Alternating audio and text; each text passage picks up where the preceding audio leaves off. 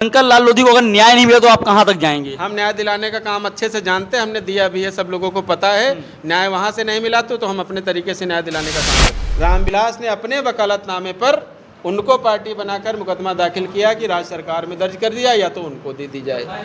अब सिर्फ इससे खेल समझ में आता है कि इनको परेशान करने के लिए डर जाएंगे, दब जाएंगे तो हमारे पास आएंगे, 10-20 लाख इनको दे दिया जाएगा, बाकी पैसा हमारे बच्चों के, क्योंकि वो सब कुंवर हैं।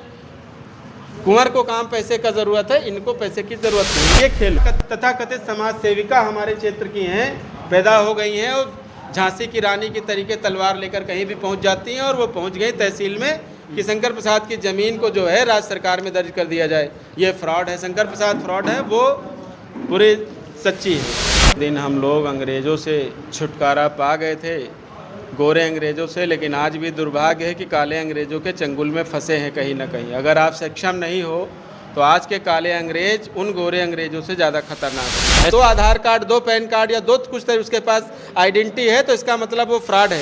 कोर्ट कचहरी में परेशान करेंगे, अपने जो है फंटर पाल रखे तहसीलों में, उनके माध्यम से डराने का काम करेंगे, कुछ लोगों को पुलिस से डराने का काम करेंगे, तो वो मजबूर होकर किसान उन्हीं के पास जाए और पैसा दे। लेकिन सुधीर शर्मा तो उसकी रखेल के तरीके काम करता था। मैं तो 2018 से देख रहा हूँ। सुधीर शर्मा रामविलास अगर कह दे कि आज तुम लेटरिन करके आए हो, तुमको शौच नहीं करना, तो शौच भी ना करे, पैंट पहन के घर चला जाएगा। देखा नहीं, अमरेशपुरी मर गए। आज होते अगर अमरेशपुरी तो शर्मिंदा हो गए होते, इनके सामने अमरेशपुरी शर्मिंदा हो गए होते। दिन हम लोग अंग्रेज़ों से छुटकारा पा गए थे, गोरे अंग्रेज़ों से, लेकिन आज भी दुर्भाग्य है कि काले अंग्रेज़ों के चंगुल में फंसे हैं कहीं ना कहीं। अगर आप सक्षम नहीं हो तो आज के काले अंग्रेज उन गोरे अंग्रेज़ों से ज़्यादा खतरनाक। तो नमस्कार, मेरा नाम है शिवनंदन सिंह और आप देखना शुरू कर चुके हैं द मीडिया सेंटर। इस वक्त हमारे साथ मौजूद हैं भारतीय किसान मजदूर यूनियन दशहरी संगठन के राष्ट्रीय अध्यक्ष मनीष यादव जी, और हम उन्हीं से बातचीत करेंगे कि आज उनके द्वारा एक प्रेस वार्ता रखी गई थी और उस प्रेस वार्ता का क्या कुछ उद्देश्य था।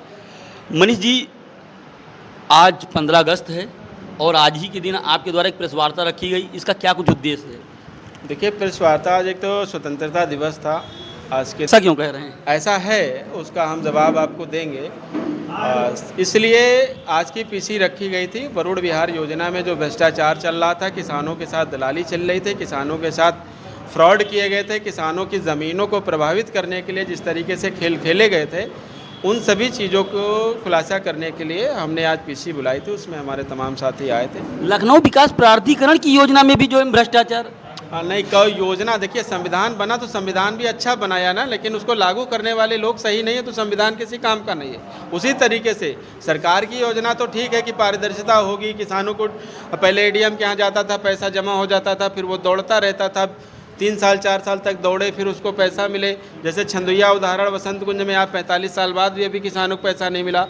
तो ये एक योजना सरकार की तो अच्छी है कि हम सीधे रजिस्ट्री कराकर डीडी देंगे, लेकिन उसमें भी तमाम लोगों ने नए तरीके का खेल, क्योंकि भ्रष्टाचारी, चोर, बेईमान अपना नए नए तरीके के कानून खुद निकालते हैं, और उसमें इस तरीके का खेल हो रहा है कि 2%, 4%, 10% तक खेल पैसा लेने का खेल चल रहा है। आप इतने दावे के साथ ऐसा काहे कह रहे हैं? नहीं, हमारे पास साक्ष्य है। मैंने तो बोला ना, मैंने आज प्रेस में बोला, सिर्फ यही की बात नहीं कि उन लोगों से मिलकर अगर कोई नहीं चलेगा, अगर उनसे नहीं मिलेगा और उनको कमीशन नहीं देगा तो मुकदमे में, फर्जी मुकदमे में उलझाकर उसकी ज़िंदगी तहस नहस कर देंगे कि उसकी ज़मीन ही चली जाए। तो इसलिए आदमी ऐसा डर बनाने के लिए इस तरीके का माहौल बनाते हैं कि कोर्ट कचहरी में परेशान करेंगे, अपने जो है फंटर पाल रखे तहसीलों में, उनके माध्यम से डराने का काम करेंगे, कुछ लोगों को पुलिस से डराने का काम करेंगे, तो वो मजबूर होकर किसान उन्हीं के पास जाए और पैसा दे।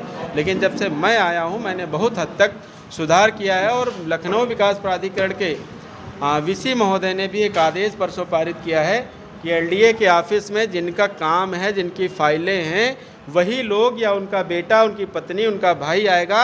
अन्य जो ब्लड रिलेशन में नहीं है, कोई दलाल दूसरे की फाइल की जानकारी करने ऑफिस में नहीं घुसेगा। लेकिन आप ये सब जो बातें कह रहे हैं, इसके जो नेक्सस के पीछे बैठा व्यक्ति है, जो सरगना है, इसको चला कौन रहा है? क्या आप नाम जानना चाहते हैं? जो आप सुनना चाह रहे हैं, मुझे कोई दिक्कत नहीं, और मैं डरता किसी से हूँ नहीं। यहाँ पर इस तेज किशन खेड़ा गांव का पूर्व प्रधानपति, पूर्व काकोरी ब्लॉक का पूर्व भाजपा नेता कुंवर रामविलास सिंह, और इस समय उसने नाम भी अपने कई तरीके के रख लिए, कुंवर रामविलास उर्फ राम किशन उर्फ RK। हाँ हाँ, क्या क्या तो जानकारी है, कई जगह की अलग अलग आईडी भी उसने बना कर रखी। मेरे पास 2 आईडी उसकी हैं, एक उन्नाव की आईडी, एक लखनऊ की आईडी, एक भट्टा मऊ की। इस तरीके की अभी पिछले साल तक हमारे पता पास साच है। पता बदल सकता है, नाम थोड़ा ना बदल सकता है। अरे भाई 3 आईडी सरकार का नियम है, कानून का। एक आदमी एक जगह का वोटर हो सकता है। अगर 2 आधार कार्ड, 2 पैन कार्ड या 2 कुछ तरह उसके पास आइडेंटिटी है तो इसका मतलब वो फ्रॉड है। आप तो बिल्कुल अब्दुल्ला आजम वाली बात कर दी, आजम खान के बेटे वाली। हम अब्दुल्ला आजम को इसमें मत लाइए। अब्दुल्ला आजम के साथ क्या हुआ है दुनिया जानती है, लेकिन जिसकी बात कर रहा हूँ उसको आप सब लोग जानते हो। भले आप किस कारणवश उसके उजागर खेल नहीं करना चाहते हो, अलग बात है मीडिया के बंधु, लेकिन आपसे भी कुछ छुपा नहीं है। बात कर लें शंकर प्रसाद की। शंकर प्रसाद की भी जो है ज़मीन को लेकर के कई सारी जो है बातें सामने आ रही हैं। मैंने शंकर प्रसाद का भी मीडिया को पूरा खेल दिखाया। शंकर प्रसाद को छन्नी लाल ने गोद लिया था, उसका ये जो है ये देखिए गोदनामा है। और जब वो बच्चा 2 महीने का था तब उसने गोद लिया था छन्नी लाल ने, ये रजिस्टर्ड है। उसके बाद 2017 में ये लड़का है, ये लड़का है। तो अब दिक्कत कहाँ? उसके बाद ये वसीयतनामा 2017 के आसपास कब है, 22/7/2017 का ये वसीयतनामा है। ये भी रजिस्टर्ड वसीयत है कि हमने गोद लिया था। हो सकता है हमारे परिवार के या गांव के या कोई भी लोग बाद में इस बच्चे को परेशान करें, तो अपने जीवित रहते उन्होंने ये रजिस्टर्ड वसीयत कर दी थी कि अभी तक जब तक हमारी पत्नी है तब तक वो भी इसमें हिस्सेदार रहेगी, और उसके भी गुजर जाने के बाद संपूर्ण हमारी चल अचल संपत्ति का मालिक ये शंकर प्रसाद, ये लड़का शंकर प्रसाद रहेगा। ये उसकी रजिस्टर्ड वसीयत है। तो अब कहाँ पे दिक्कत आ रही है? अब दिक्कत आ रही है 2 करोड़ रुपए खल रहा है कि अनाथ बच्चा 2 करोड़ रुपए करेगा क्या? क्योंकि कुंवर जो हैं उनके बच्चों को तो पैसे की ज़रूरत है, लेकिन इस बच्चे को ज़रूरत नहीं है। इसका हक अधिकार खाना चाहते हैं। दिक्कत ये है, इसको जब जानकारी हुई तो इन्होंने वरासत के लिए, इनके पास सारे साक्ष्य हैं, इनके पास आधार कार्ड है, परिवार रजिस्टर्ड नकल है, सारी चीज़ें इस बच्चे के पास है। इसने अपने सारे साक्ष्य कोर्ट में प्रस्तुत किए और एक वाद दाखिल किया कि हमारे पिताजी की ज़मीन हमको वरासत कर दी जाए। ये वरासत का आदेश है। देखा जा रहा था कि इस मामले में मुकदमेबाजी भी हुई। नहीं, मुकदमेबाजी वही हुई ना, मैं अब आगे आ रहा हूँ। ये जब वसीयत दर्ज हो गई और इस बीच ये 25 को ये वसीयत ये जो है वरासत दर्ज हुई और संपूर्ण ज़मीन इस बच्चे के नाम आ गई। उसके बाद लखनऊ विकास प्राधिकरण ने तेज किशन खेड़ा की ज़मीनों का अधिग्रहण किया और वहाँ के लोगों ने सहमति भरी। इस बच्चे ने शुरुआत में नहीं भरा क्योंकि इसको कुछ जानकारी नहीं थी कैसे क्या किया जाए। फिर ये अपने वकील के पास गए, उनसे सहमति भरवाई, और जब सहमति भर गई उस व्यक्ति को पता चला तो वह व्यक्ति इनके पास, इनके मामा फूफा रिश्तेदार जो भी थे उन पर दबाव बनाने लगा कि उसको हमारे पास लेके आओ, वरना ये ज़मीन हम राज्य सरकार में निहित करा देंगे अगर इसमें आधा पैसा हमको नहीं मिला। क्योंकि हम गांव के प्रधान थे और अब ये भी समय जो प्रधान है रामपाल यादव, वो भी प्रधान, हम मान लो वो प्रधान नहीं, प्रधान हम हैं, ऐसा उन्होंने कहा। उसके बाद इन्होंने जब नहीं सुना और इनकी सहमति जब इन्होंने लगाई तो तहसील में रिपोर्ट लगकर वो फाइल आ गई और ये रजिस्ट्री होने जा रही थी। उसी समय 5 बजे एक व्यक्ति आता है तहसील से कि इसकी रजिस्ट्री ना की जाए, इसमें एक मुकदमा दाखिल हो गया। तो क्या प्रधानों की भी चाबी जो है कोई दूसरा ही चलाता है? हो रहा है, बहुत सारे हैं प्रधान, पत्नी है प्रधान, दूसरे बने घूम रहे हैं। कोई एक जगह का खेल है क्या? बहुत सारे। अभी एक प्रधान जी जा रहे थे बैलगाड़ी से, प्रधान जी पता चला कोई और है, प्रधानी इधर गाड़ी से जा रही थी। तो ऐसा बहुत है, महिलाओं को प्रधान बना दिया जाता, अपने लोगों को प्रधान बना दिया जाता, लेकिन चलाता कोई और है। तो इस तरीके के खेल बहुत हुए। जब इस बच्चे को ये बताया गया कि आपकी फ़ाइल में आपत्ति लगी है, इनको एक लेटर दिया गया, तो ये बाद में वकील के माध्यम से गए तहसील, उन्होंने पता किया तो पता चला कि शंकर प्रसाद ने ही अपने खिलाफ एक मुकदमा किया है तहसील में। अपने खिलाफ काहे करेंगे? आप सुनो खेल, अपने ही खिलाफ एक मुकदमा किया है शंकर प्रसाद ने कि हमारी ज़मीन राज्य सरकार में निहित कर दी जाए। एक में अज्ञात वकील है, उसने अपना COP नंबर शंकर प्रसाद वाले जिसमें फर्जी सिग्नेचर था, अपना COP नंबर नहीं डाला। दूसरे में इनके जो पूर्व के जहाँ से इनको गोद लिया गया था, इनकी वो पहले वाली माँ और उनकी बहन को रामविलास ने अपने वकालतनामे पर उनको पार्टी बनाकर मुकदमा दाखिल किया कि राज्य सरकार में दर्ज कर दिया या तो उनको दे दी जाए।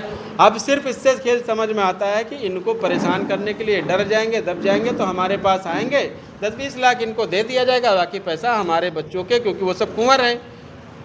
कुंवर को काम पैसे का ज़रूरत है, इनको पैसे की ज़रूरत नहीं। ये खेल हुआ। जब मुझे जानकारी हुई रामकेश के माध्यम से, वो लोग आए हमारे पास, ये इनके वकील से हमने सारी जान, जब हम तहसील गए पूरी जानकारी किए तो वहाँ के जो जज महोदय थे, नायब तहसीलदार P2 के यहाँ जहाँ मुकदमा ये दाखिल हुआ, वहाँ पर पता चला कि हाँ शंकर प्रसाद का ये सिग्नेचर नहीं है। जब वो पता चला तो हमने एक तहसील में उसी दिन ये एक हमने प्रार्थना पत्र दिया था। 5 अगस्त को ये प्रार्थना पत्र शंकर प्रसाद ने दिया तहसील में, SDM महोदय को, VC को और तहसीलदार को। मतलब ये क्या लिखा हुआ है? 40 लाख की अवैध धनराशि की मांग। अरे भाई, जो मांगा गया वो लिखा है ना, उसको पढ़ना अभी आराम से, पढ़ेंगे तो पूरी कविता हो जाएगी। उस दिन जब हम लोग गए तो खुलासा हुआ तो ये आदमी गायब हो गया। अच्छा। यानी 29 तारीख से ये आदमी कोर्ट में पेश नहीं हुआ। उसमें से कोई आदमी जिन्होंने मुकदमा दाखिल किया, कोई कोर्ट में पेश नहीं हुआ। इनको लगा कि हमारा खेल उजागर हुआ, तो एक तथाकथित समाज सेविका हमारे क्षेत्र की हैं, पैदा हो गई हैं और झांसी की रानी की तरीके तलवार लेकर कहीं भी पहुंच जाती हैं। और वो पहुंच गई तहसील में कि शंकर प्रसाद की ज़मीन को जो है राज्य सरकार में दर्ज कर दिया जाए। ये फ्रॉड है, शंकर प्रसाद फ्रॉड है, वो पूरी सच्ची है। अब जब हमने वहाँ पर जब बहस हुई, पता चला कि अब तीसरी पार्टी आ गई, हमारी फाइल रिजर्व हो गई थी, बहस पर लग गई थी, आदेश पर लग गई, तब वहाँ पर समाज सेविका महोदया प्रकट हो गई। खैर कोई बात नहीं, हमने वकील से कहा आप जवाब दो।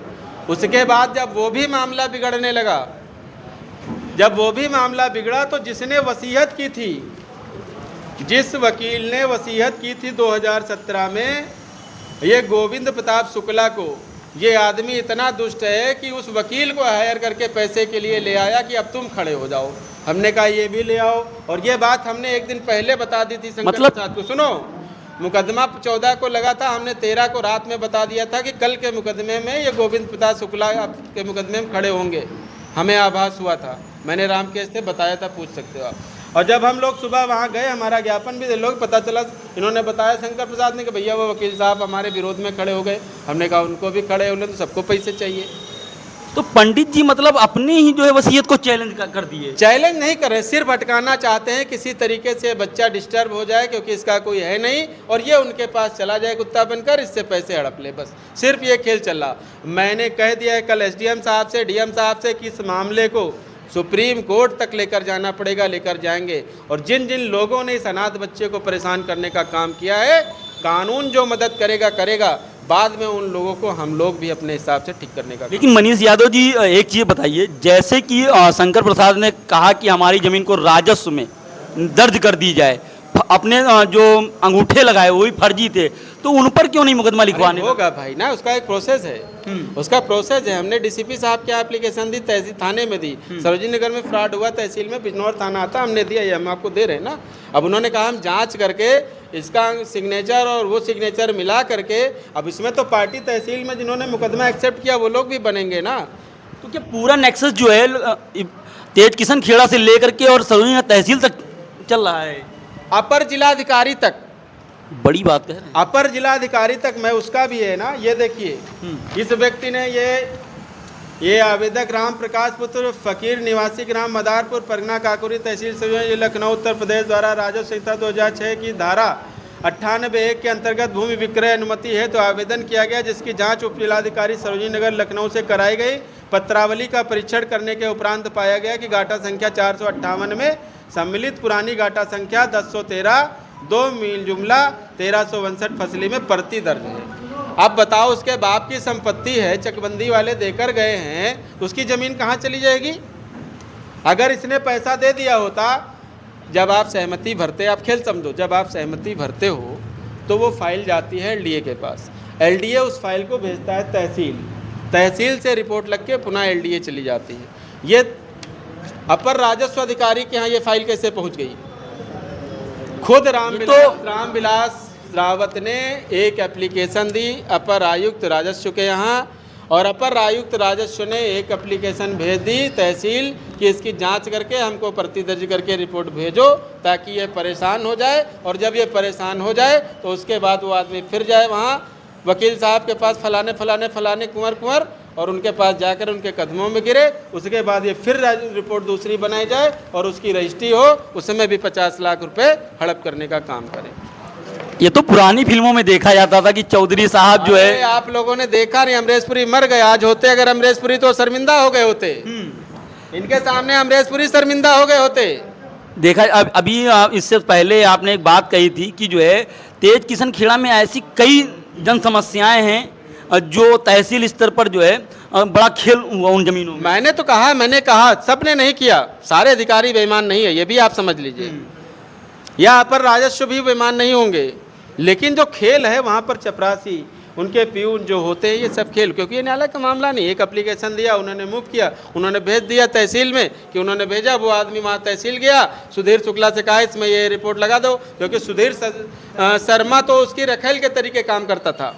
मैं तो 2018 से देख रहा हूँ। सुधीर शर्मा रामविलास अगर कह दे कि आज तुम लेटरिन करके आए हो, तुमको शौच नहीं करना, तो शौच भी ना करे, पैंट पहन के घर चला जाएगा। तो आप इस तरीके का सुधीर शर्मा था।